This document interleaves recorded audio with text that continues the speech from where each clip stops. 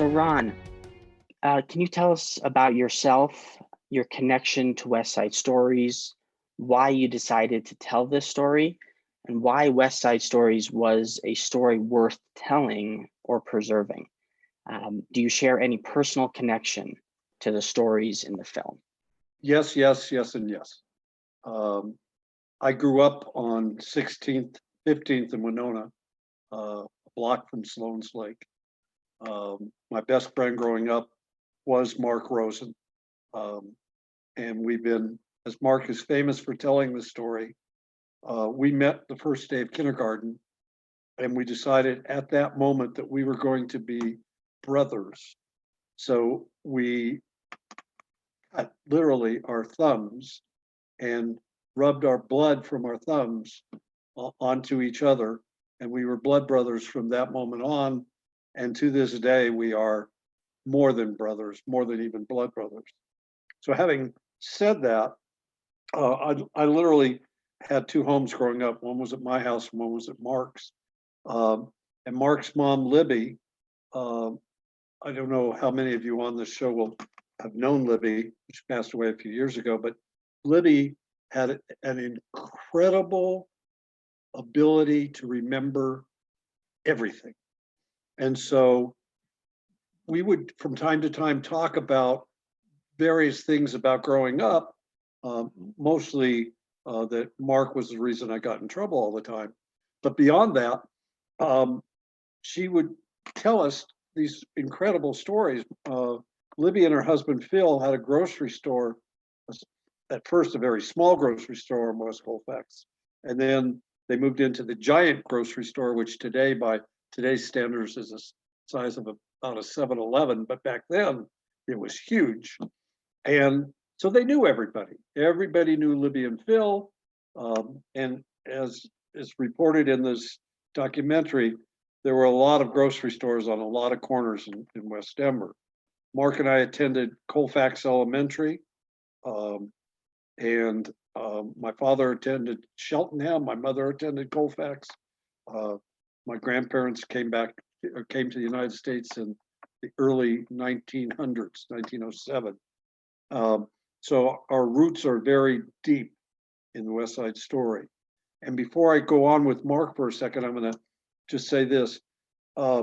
Steve Feld and I, Steve was the editor, filmographer, everything on this, have been friends for 30 years. And he was actually my next door neighbor. And back in 1999, no, 2000, I think it was, we became partners in a venture to do documentaries and do filming for municipalities who wanted to promote themselves. And so while we were doing this, we had a conversation about the West Side. And I knew Steve as an East Sider. He grew up, there were two divisions, as you'll see in this documentary, the East Side Jews and the West Side Jews. Steve grew up on the East Side. But what I didn't know, and I found out, was that Steve's grandfather lived on the next block over from me. He lived on 16th and Winona. And so Steve had deep roots in the West Side as well.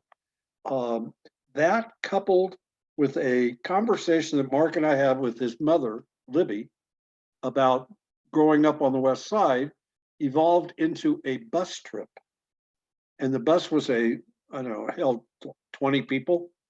And Libby literally took us on a tour from Sheridan down into the area by the bakery down on the east of Federal, and literally could go through and name every single house, where it was, who lived there, and the history of it, whether it be Steve Farber's family or Norm Brownstein and how he lived.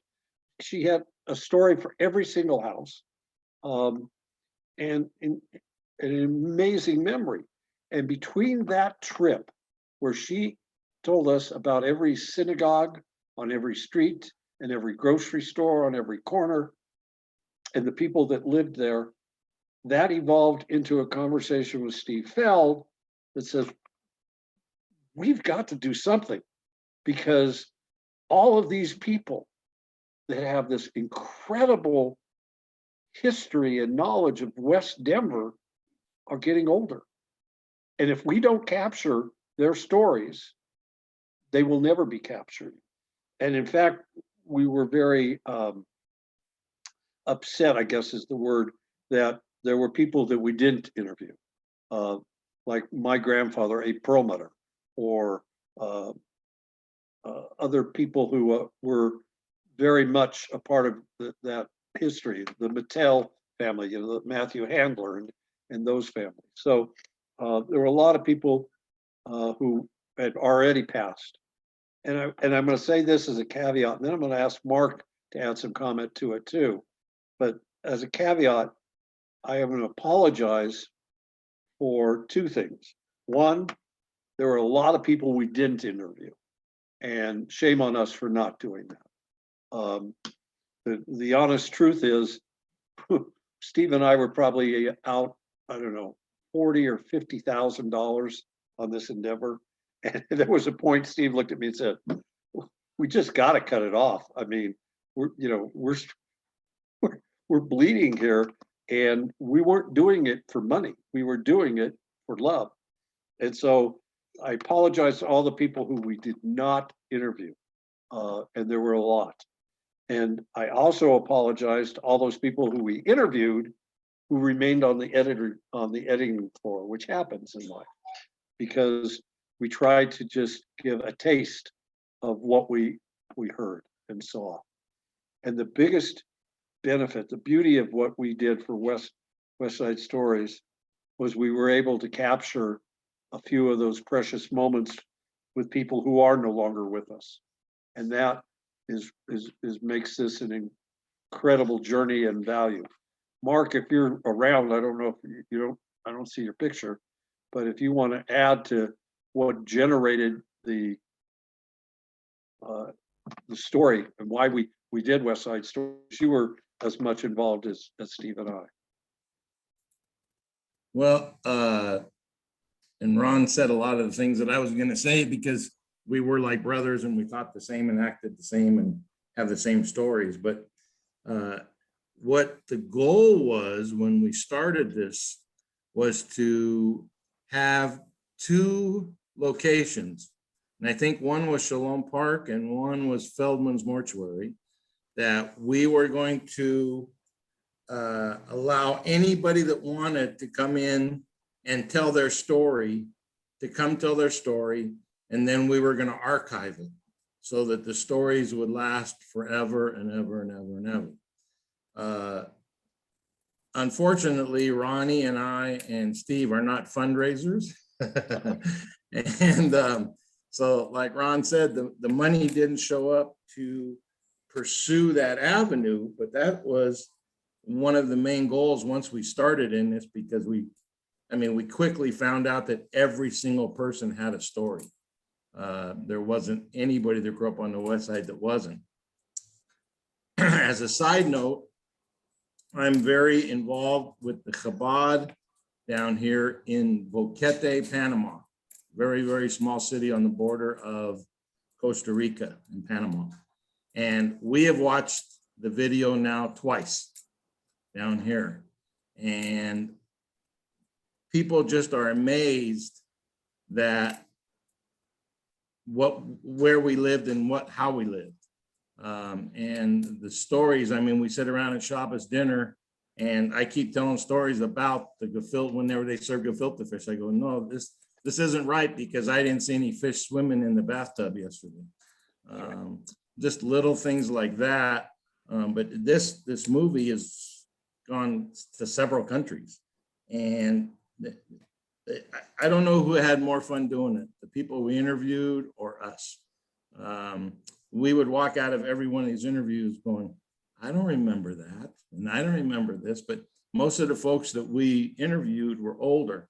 And one of the stories that I just want to tell real quick, that we did a pre-run on this bus run that Ronnie was talking about. And it was Ronnie and I and my mom and I really don't even remember who. Oh, one couple of Ronnie's boys, I think, were in the van, and we were under the Colfax Viaduct. And my mother said, "Go one more block to Morrison." And Ronnie and I looked at her and said, "Morrison? Morrison Road runs from Meade Street to Sheridan." And my mother said, "No, there's one block under the Colfax Viaduct that's called Morrison Road." And we all said, "You're getting old, Mom." You know, there really is no such thing. Morrison Road, we traveled it as teenagers all the time from further up the street, about 2 miles from where we were. And sure enough, we got to the next corner and there was a street sign that said Morrison Road. It was 1 block long. And that's when we decided to quit arguing. And just little things like that. But the other story that was amazing to me about, this has to be 15, 20 years ago now. The Golden Hill Cemetery. They came to my mom and they said, "We need to send out yahrzeit notifications, but because of the time past, we're losing contacts of who's related to who. Can you help us?" And my mom spent 6 months to a year at home with volumes that were 5, 6 inches thick, connecting the dots of this person's grandson is this person today, and this person's niece is this person today, and this is who you should send yahrzeit notices to. I think that either Neil or my cousin Debbie have the volumes. I think, I'm not 100% sure, but that was a love of her life, doing that and putting everybody together. It was pretty amazing. But growing up in West Denver, when you tell people it was like growing up in a real shtetl, they don't always believe you until they watch the movie. And as soon as they watch the movie, they change their attitude a little bit. It was a great time and a great place, as the movie says. And it's memories that I wish every generation could keep these memories and do something like this, because like Ronnie said, once they're gone, if they're not on video, the memories are gone. So great experience for all of us. The movie was made with love. You have to know that the epitome of that movie, the essence of that movie, can be laser focused in on my relationship with Mark, because no two people are closer and more as one than Mark and I. And it was because of our growing up on the West Side that created that incredible bond. Thank you. And thank you both for that abundance of background information. I agree with Ron, your assessment that this was a critical story to preserve, and we're glad that you did. You mentioned the people you were not able to interview and how that was, a sadness. What was the process of finding the people that you did interview? It was, part of it was Libby, absolutely, because she is the walking encyclopedia. Part of it was Jerry Landy. Jerry was very, very responsible for creating the West Side reunion, which was predated our movie by, I'm going to guess 10 years, but I'm not sure of that, in which people came from all over the world, not the United States, but all over the world, to come back and share a couple days reliving their experience growing up next to Sloan's Lake, going to the Hebrew Educational Alliance or one of the smaller schools. And they came in by the thousands to this event, which was a picnic and a dinner and events and touring. And Jerry was responsible for that. And so Mark and I and Steve sat down with Jerry and he became a wealth of information for us. And actually, there were a lot of people who were involved, and like Stan Wagner, I think Stan. Anyhow, they would say, "Oh, and you need to interview this person, and then you need to interview my cousin," and of course, we all have family. I mean, the Brooks family and the Rosen family and the Bernstein family and the Perlmutter family and the Turner family were a great place to start because they're all our family. But from that, they also suggested, and Steve Feld's family, because the Felds have been here forever. So it was those basic roots that enabled us to do that. And having grown up at the Alliance, like Mark and I did, you knew everybody. And so we went to Steve Barber, and we went to Jordan Perlmutter, and we went to a lot of the leadership of the Alliance and asked them, would you be interested in telling your story, or do you know someone who'd be interested in telling it? And it just went on and on and on. And like I said, the only thing I'm very sorry about is that we didn't interview everybody we should have or could have. You know, I see names up there like Naiman. The Naiman family was very involved in everything. I mean, in everything Denver Jewish. So I mean, it's the names go on and on and on. The stories. I mean, that was the easiest part. That was definitely the easiest part. Well, thank you so much for that. It's since watching the movie, hearing you and Mark talking, it's really incredible to hear about the sheer cohesiveness of this organization, of this community, how close knit you all are, of how well you know each other, and how these connections just have persisted for decades, even as the community itself, as everyone went their separate ways. I'm curious, a person that you interview said that being a West Sider comes with a certain value system: hard work, family, synagogue, community, and that was the priorities. And at the end of the film, he actually adds the word devotion. One section of the film explores Jews' cohesiveness and their altruism toward one another. What do you feel were the main values and priorities of the West Side Jewish community, and what would you say bound them together? Well, I think that and Mark, you can jump on this too, but in our community growing up, as my mom is fond of saying, our home was our home, but our second home was the Alliance.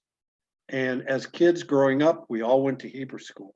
We all went to Shabbos services on Saturday. And I say everybody did. And on Sundays, we were there for Sunday school.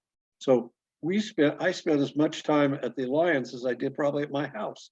And because of that, and because Rabbi Lederman was there, and when I was growing up, I honestly believed that Rabbi Lederman was God. I just thought he really truly was God, and happened to take the time off to be a rabbi for us in the interim. He was such a bonding, loving man that he was the glue that brought everybody together and made that West Side experience so much of our life. I mean, the Alliance was our life. Now, granted, there was the yeshiva and there were other synagogues there, but the big influencer was the Alliance and Rabbi Lederman. And so it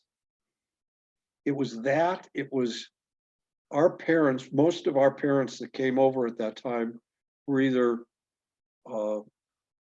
one generation from being on the boat, or they actually came over on the boat.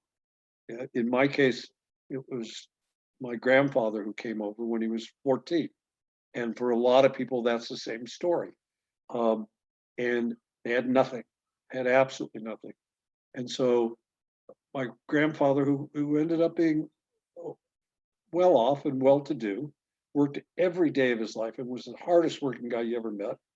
But what they don't know about him is there were times when his power in his house was turned off, and he was in the construction business. So he ran a power cord from his house to his next door neighbor, so he could plug it in and have some lights in his house at night.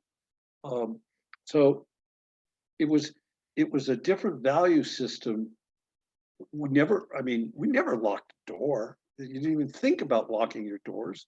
And it was never, the thought never crossed your mind to go next door to your neighbor and say hello, or, the Greensteins lived next door to me. Marshall taught me how to play baseball. The Browns lived across the street. Ronnie and Irv taught me everything about athletics that you could watch. You'd want to see. And we knew everybody. And everybody's house, Pauline Goldstein lived across the street. I mean, how many people can say today they know who their next door neighbors are, or the people that live across the street or 2 blocks away? But I assure you that even Mark and I now could probably name everybody who lived on every street within 3 or 4 blocks of us, because it was that kind of a environment. I mean, even on the high holidays, when the rabbi would take a break on Yom Kippur, we would go house to house, or we'd have a touch football game with all the community.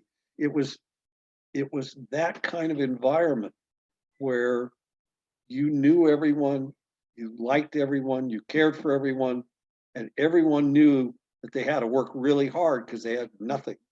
And so if they were going to be a success, you had to work hard. So it was all those things. And the devotion part, it was devotion to the Judaism and to the alliance and to the rabbi. And all that was part of the glue that made it come together. When it came to business, there was no competition, zero. For example, my father had a grocery store, and on every corner was another grocery store. And they would go and buy, 1 can of this and 2 cans of that. We all had the same customers. Well, like Ronnie said, my dad built this huge store that before my mom passed away, may she rest in peace, I took her to show her, and it's now a 7-Eleven, and they didn't remodel. So our huge store is the size of a 7-Eleven, but we were Associated Grocers, which meant that we can now buy by the case instead of an individual can. So my dad would go and order from Associated Grocers. They would bring it out on a truck with those old steel things with the wheels on them, and we'd unload the trucks. And then every other grocery store on West Colfax would come down to my dad's store and take 1 can of peas, 1 can of corn, whatever. And my mother would say to my father, "Are you writing down what they're taking?" And my father said, "No, I don't have time to do that. They'll pay us for what they take." And that was the relationship that they had. Like I said, we all had the same customers. Some may have liked one a little bit more than the other, but if this one didn't have it, they'd go to the next store. And there was never competition. If somebody needed for us to go make a delivery for them, that's what we did. If we needed something that we didn't have, they would give it to us. It was the most amazing thing, and yet everyone was successful. And they were successful, I think, because of that attitude. Nobody was out to get anybody. And we had a different shul on every corner. I think in the movie it said there were 34 shuls at one time within 3 square miles.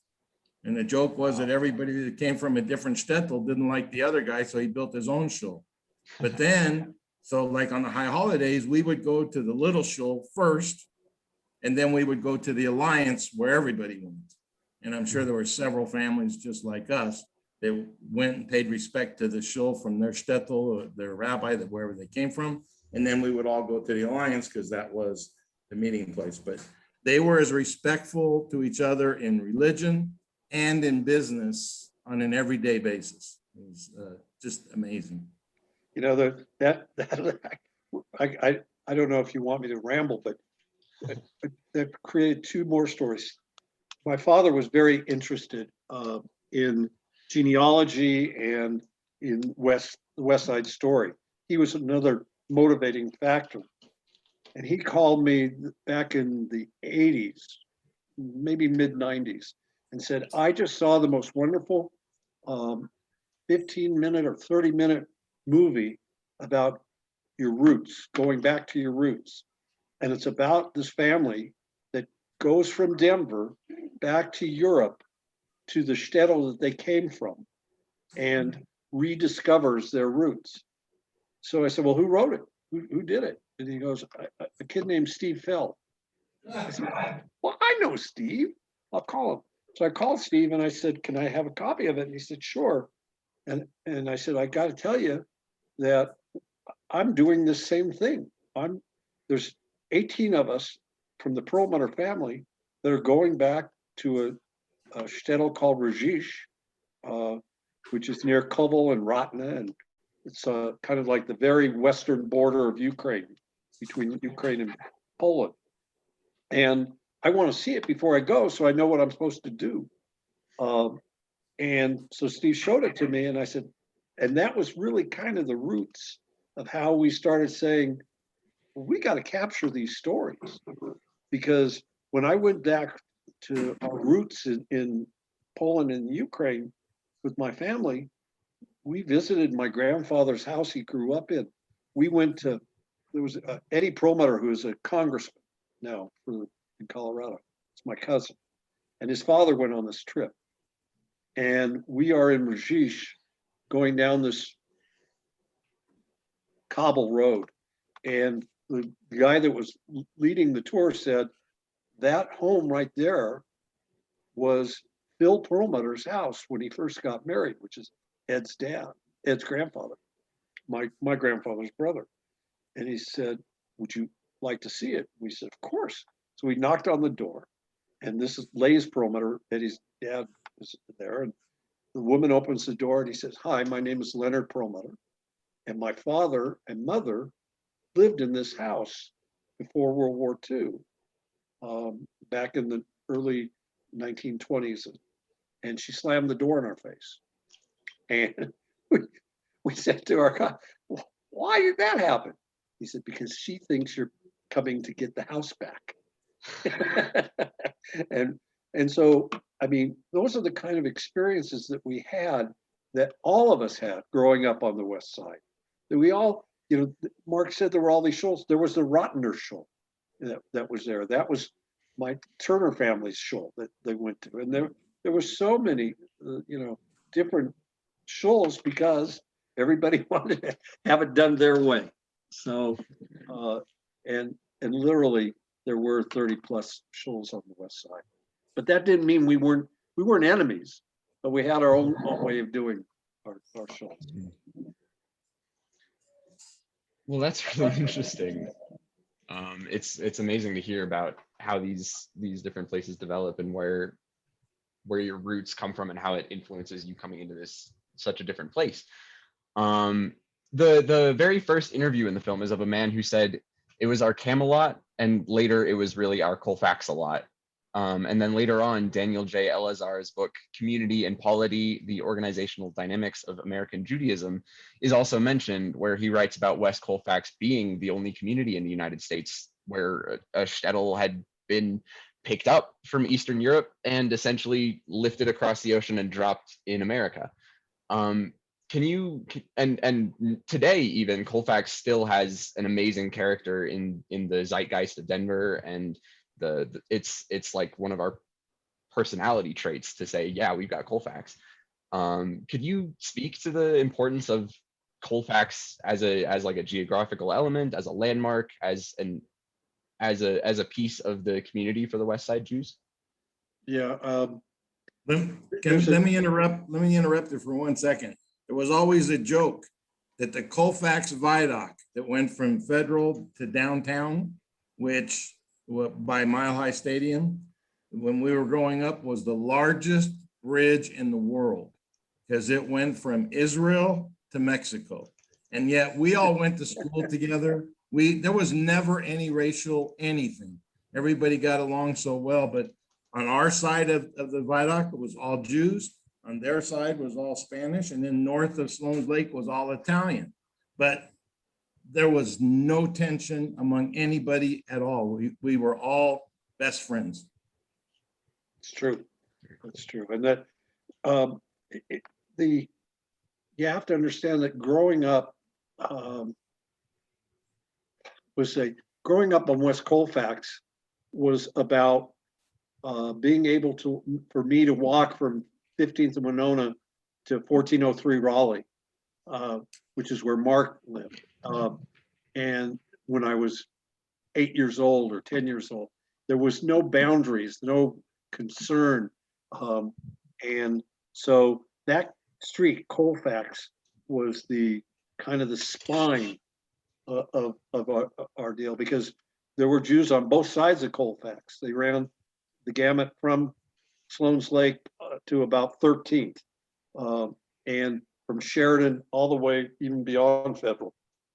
It was all Jewish. And it was, as Mark said, when we went to Colfax, our other friends were Benny Lujan, Dave Velarde, and then our Jewish buddies.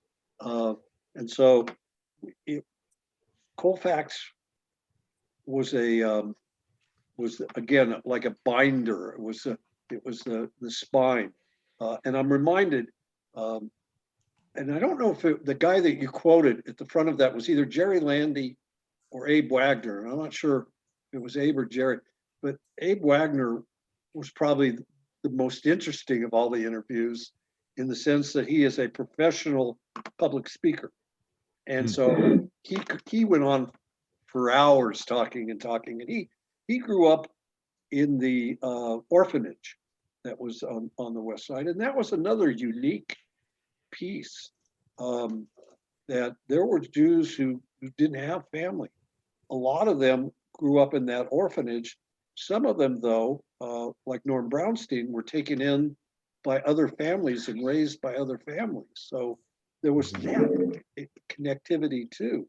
And there was also the asthma center that was there, that was attraction. My personal story is that my grandfather, my dad's father, came to Denver in 1903 because his wife at that time had tuberculosis. And Denver was the Mecca. It had JCRS and National Jewish. And it did attract a lot of Jews who came to the United States with tuberculosis. My grandmother's family, the old family, all of them, all the women had tuberculosis.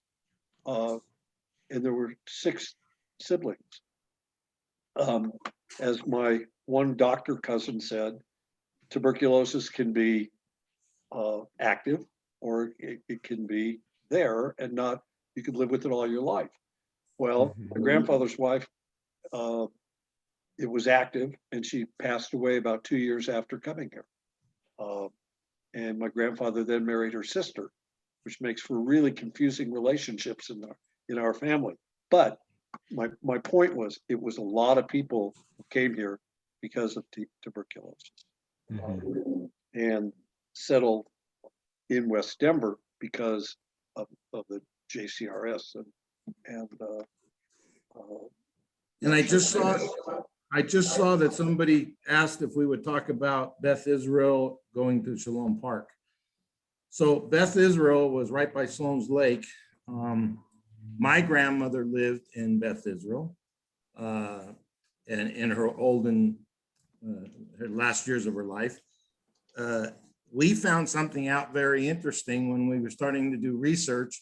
Ronnie did title searches in the neighborhood, and there were so many titles to some of these houses that were the size of a garage that were listed to Beth Israel Hospital, and found out that in that day, if people couldn't afford to pay, they would give their titles of their house to Beth Israel as a donation or whatever, and then they could stay there until their time came. So Beth Israel was around forever and ever and ever. It had an old folks home and the hospital. My aunt, the Brooks family, my Aunt Annie ran the gift shop for 25 years. And Ronnie, I'm pretty sure Jordy had a lot to do with the moving to Shalom Park.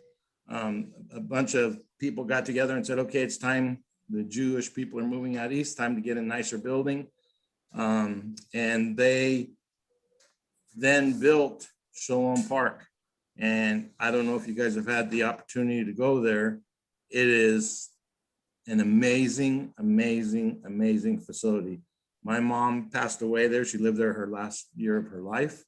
It is, the care that goes on there is amazing. And every single person that walked in to Shalom Park, again, my mother took over the place when she moved in, but she would walk them through the halls and show the original groundbreaking picture, which I think Jordy's in also, and my mom with a shovel in her hand. So all the West Denverites took this old Beth Israel Hospital and moved it to what is now Shalom Park.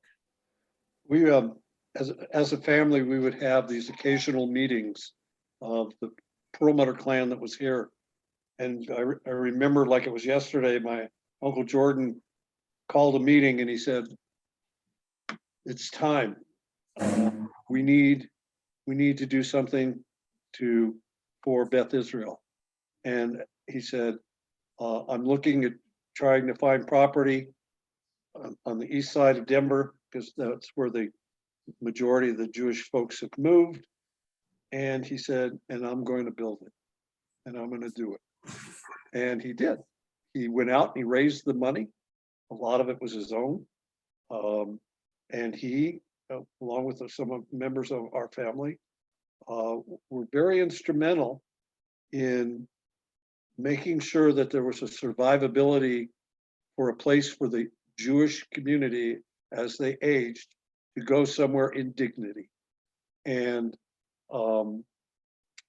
as it turned out, my mom and her two sisters spent the last of their days at Shalom Park. So I always teased my uncle that he built it just to house his sisters in their old age. But that was part of the mentality. It was, and the same thing is true. I worked for the city of Denver for years, and Wellington Webb was my boss.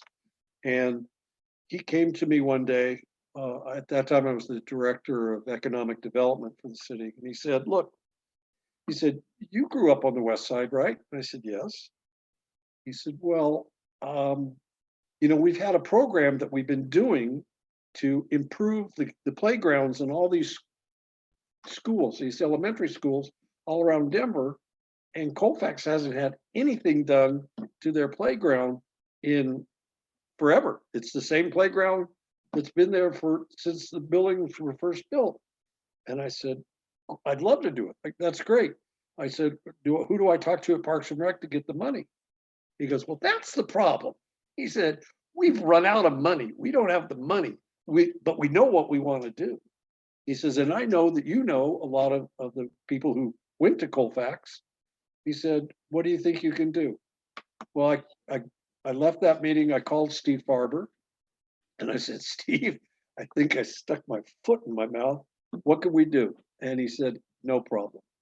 And between the two of us, we made a list of people, and Mark and I were at the groundbreaking and at the opening of the new playground for Colfax Elementary, because a lot of people, whether they gave $1 or a dime, they were involved because that was their school growing up.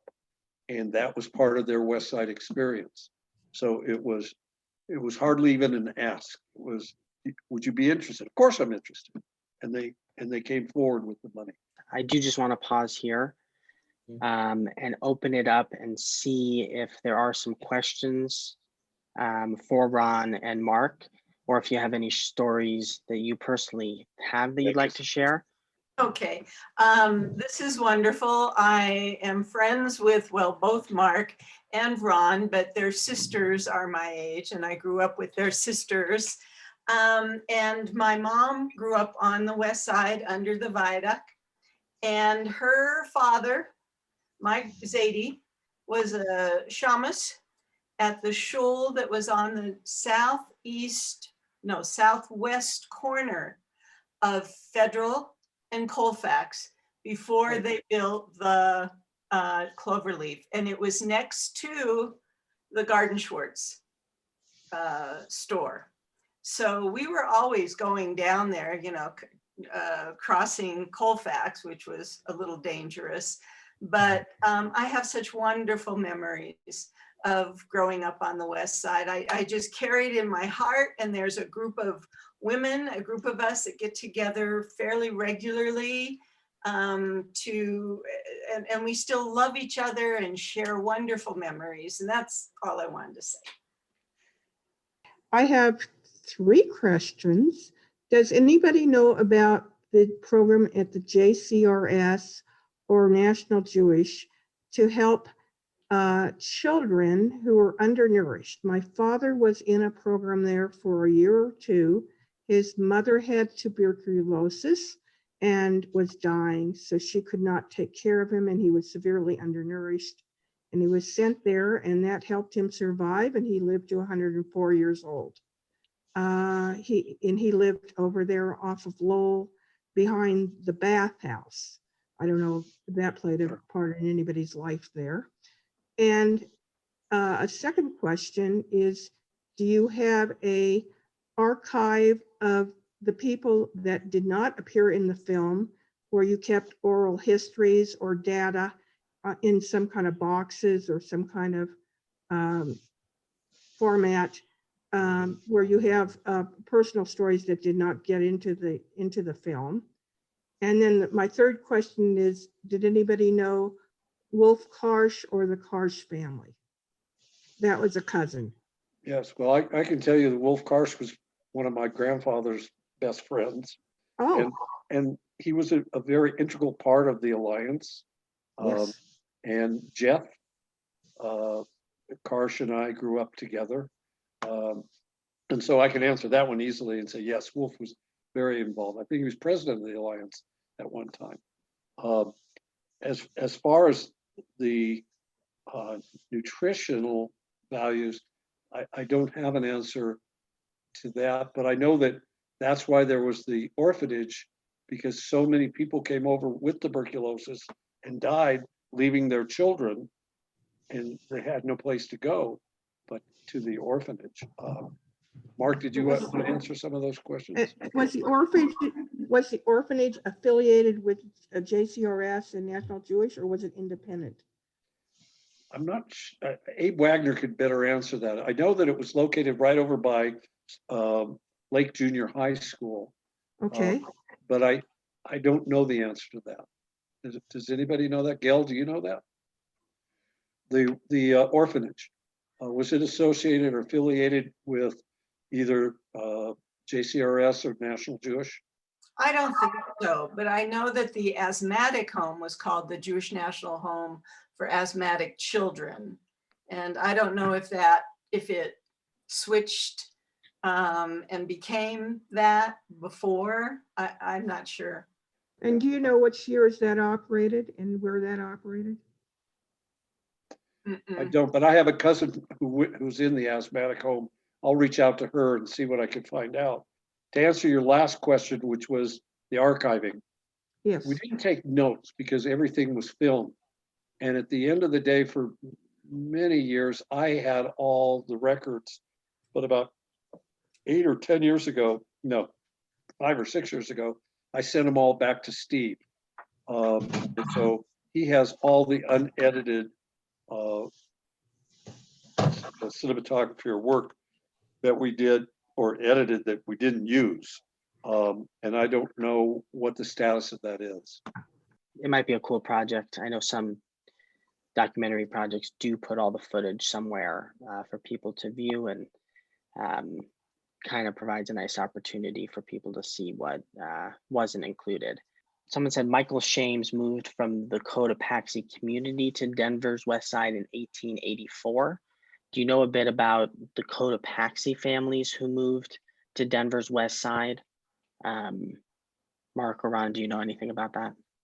I can tell you that the one who does know all about Cotopaxi is, and her name is she is the Jeannie Abrams.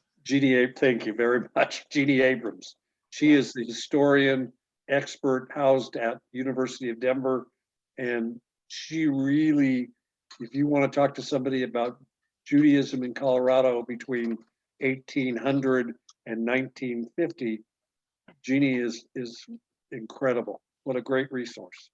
My great uncle was part of the Cotopaxi colony. His sister, my booby, was maybe a year old when he left in 1882. And then 20 years later, he sent for her because they had left Cotopaxi after 2 years. It was not a very successful colony. The gentleman who enticed them to come to Denver told them that they would be farming, but he had them working in mines and they were not miners. There was also a company store, so you get the idea of who's making the money here. So it was only around for a couple of years. There is a small burial area for the Jews that died in the larger Cotopaxi cemetery.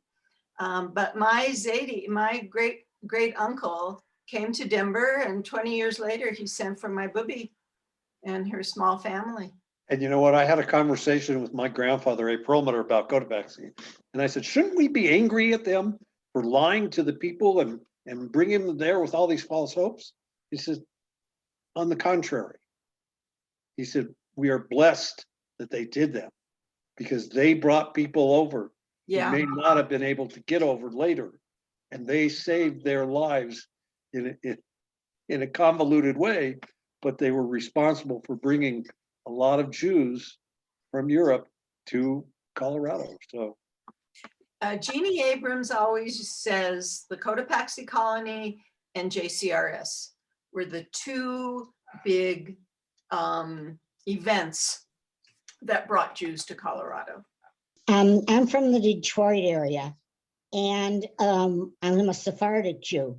So when the Sephardic Jews were in the Detroit area, they were not received well, let me put it like that, by the Jewish people from the Eastern European countries. How about here? Did we ever have Sephardic Jews in your West Side? That was such a beautiful community. I wish I was living there then. Were there Sephardic Jews and were they welcomed? Thank you. well, it's interesting. What I've heard, and it's more, I don't have firsthand knowledge, but secondhand knowledge, was that National Jewish was a function, I think I'm getting this right, of the European German Jews, and the JCRS was the Ashkenazi and the Sephardic Jews, and that I think it was JCRS was too religious for some of the European German Jews, and therefore they formed their own quote unquote hospital for tuberculosis so that they would feel more aligned with the religiosity of it as well as the medical training. So I guess there was a little bit of that, but one of Mark's and my best friends is Terry Grazi growing up, and she's a Sephardic Jew. We didn't at that time categorize them by Sephardic. They were Jews. They were just us. But I did know in Detroit, I loved that you have such a thriving Jewish community that you had to build bridges over streets so that people could get to the shul without completely blocking all the traffic. So I thought that when I went to Detroit for the first time, I thought that was very unique when I saw that. We did get another question about, do you know of, and this was a question that we didn't have time to ask today, but had to do with the entrepreneurial spirit of the West Side Jews who founded many formidable companies. So the question here is, were there women who grew up on the West Side who were just as accomplished as the men who are highlighted? Oh, yeah. Absolutely. The initial answer is absolutely. I mean, Gail, you might want to jump in Yeah. on that. I'm spacing the name of the company. Liquid Gold was started by a West Side woman, Mrs. Cohen. Was No, it Goldstein. Goldstein? And what's cute about her story, Gail, is she went out and some guy knocked on her door with this product, and it was a cleaning product. And he said, "Mrs. Goldstein, you want to buy it?" And she said, "Yes." And she says, "How many bottles do you want?" She says, "No, I want to buy the company." And then she looked at her son, Jerry, and she said, "We're going to do this." And she was the driving force behind Liquid Gold. And they did all their bottling in the garage. They went out, and Jerry's main job was to raise money so that they could manufacture. So he had everybody in the Jewish community had a note or a stock in Liquid Gold. And those that kept them and later sold them, there were a lot of millionaires made based on that. But it was not Jerry who started it. It was his mother. Absolutely. And her grandson, Mark, Jerry's son, Mark, is now in charge of it. Yep, and a wonderful guy. Yeah. I can tell you that my dad did not buy stock, but he bought 6 cases of Scotch Liquid Gold to put in the store. And when we sold the store 15 years later, we still had 5 cases.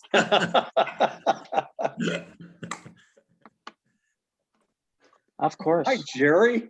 Yeah, Hi, remember, Jerry. how you doing, Ron? Gail, Mark? I haven't seen you in ages. Yeah, I know, it's been a long time. Who is it, no, Jerry? Who? Streltsy. Sir. Oh, How hi, you doing, Jerry. Mark? Good, Jerry. I was gonna say, as far as the National Asthmatic Home, when I was in junior high, there was at least 2 students who were over there because they had come from back east for the asthma problems they had.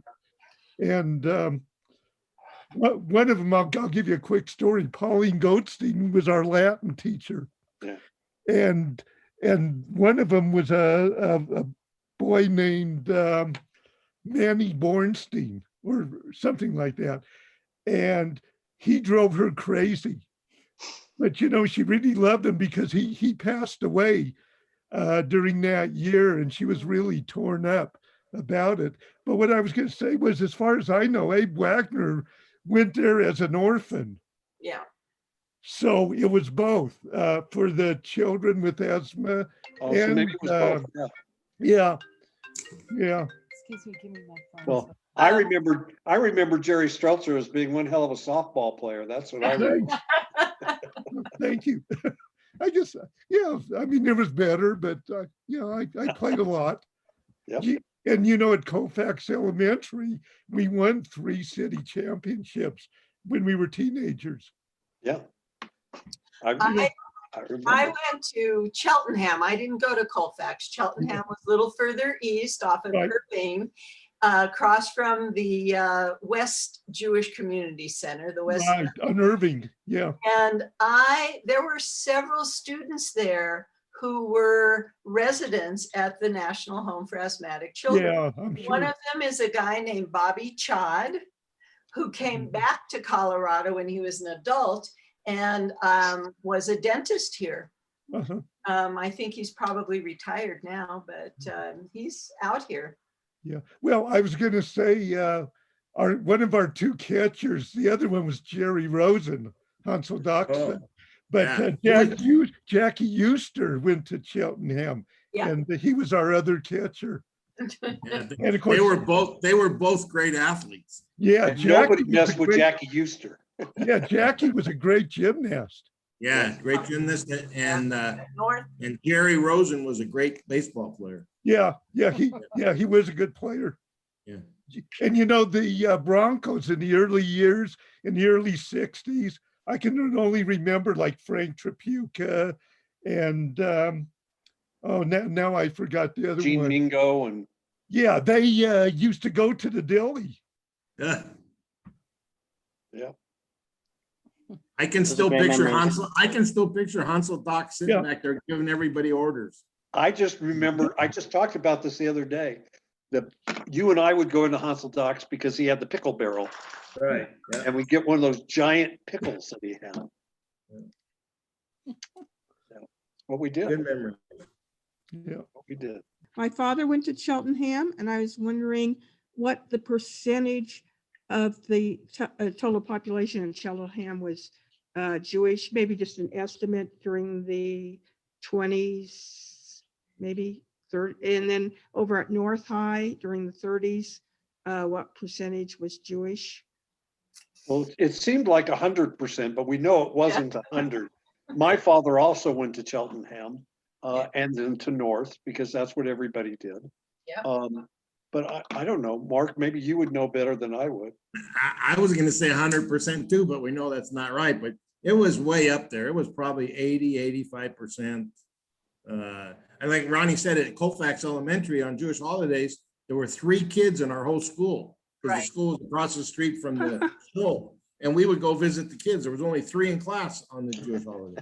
Oh, And my goodness. I think Cheltenham was more diverse.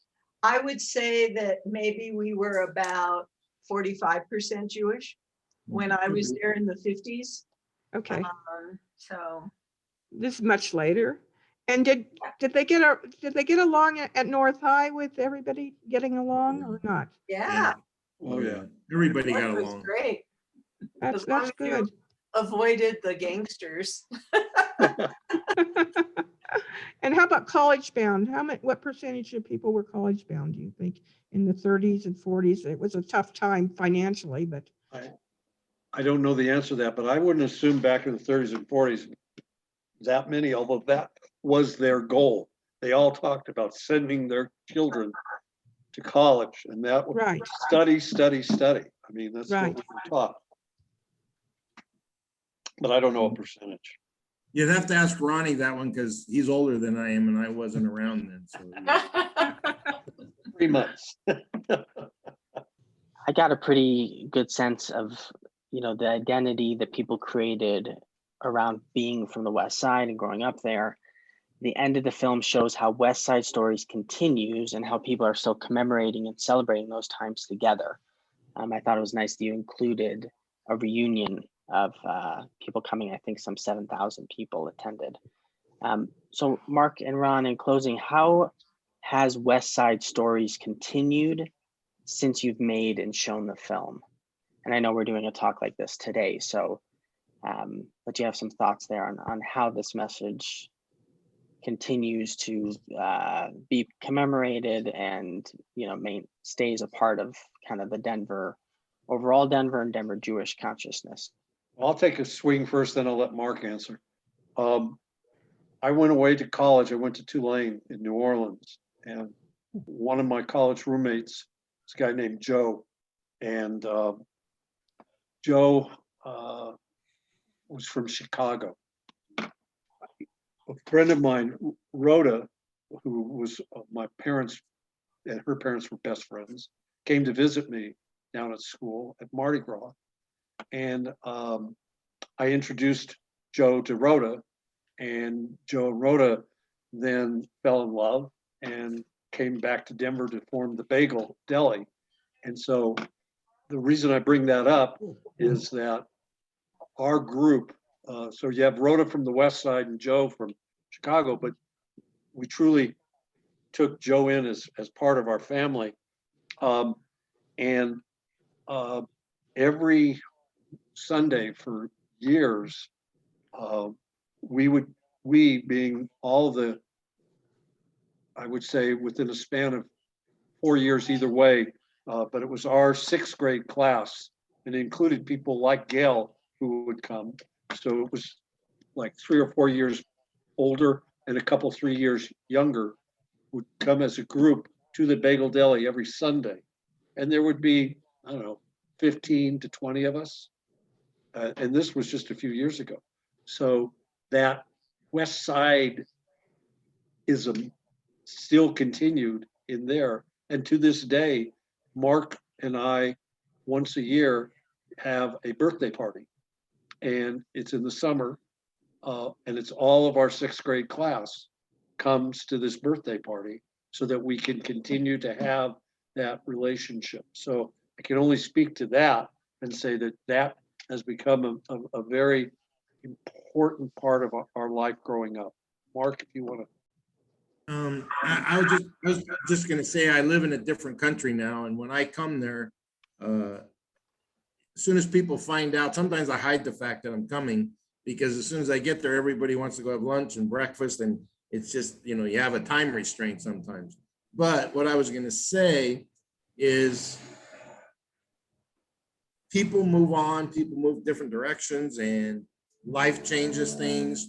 But if you get 2 people, 200 people, or 2,000 people together today, and they find out they were both from West Denver, it's going to be a long afternoon of talking, because it's like we never left. Yes. Very That's That's, beautiful. and that's very special.